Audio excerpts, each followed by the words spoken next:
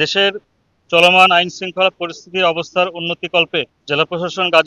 গাজীপুর সেনাবাহিনী ক্যাম্প এবং উত্তরা সেনাবাহিনী ক্যাম্প এর সাথে আমাদের আজকের অভিযানে সংশ্লিষ্ট ছিলেন বিজিবি,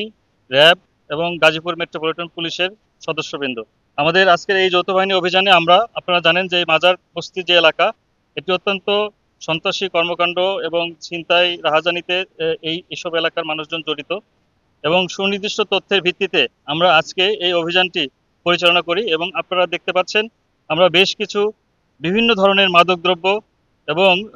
উদ্ধার করেছি এবং সেই সাথে দেশীয় অস্ত্রশস্ত্র যেগুলো সন্ত্রাসী কর্মকাণ্ডের সাথে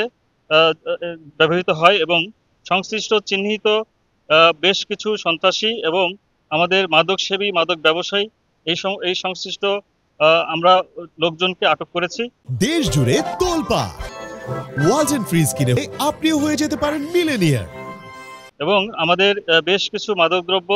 সহ যে দেশীয় অস্ত্রশস্ত্র আমরা আজকে জব্দ করেছি সেগুলোর আমরা আইনগতভাবে নিষ্পত্তি করব এবং আমাদের এই অভিযানটি আমরা আশা করছি যে সামনে যে রমজান মাস এবং এই রমজান মাসের এই এলাকার আইন শৃঙ্খলা পরিস্থিতি অনেকাংশে অবনতি হতো বলে আমাদের ধারণা ছিল।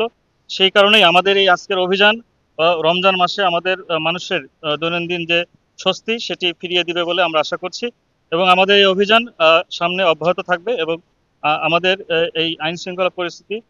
এবং জনজীবনে স্বস্তি আনা পর্যন্ত আমাদের এই অভিযান অব্যাহত থাকবে। আমাদের বেশ কিছু নগদ টাকা উদ্ধার হয়েছে এখান থেকে এই অভিযানের ভিত্তিতে, সেটি আমাদের এখনো গণনা শেষ হয়নি, গণনা চলছে, গণনা শেষ হলে আমরা বলতে পারবো সংখ্যাটা। এবং আমাদের এখানে আজকের এই অভিযানে আনুমানিক 60 জনের মতো আমরা মাদক সেবী, মাদক ব্যবসায়ী এবং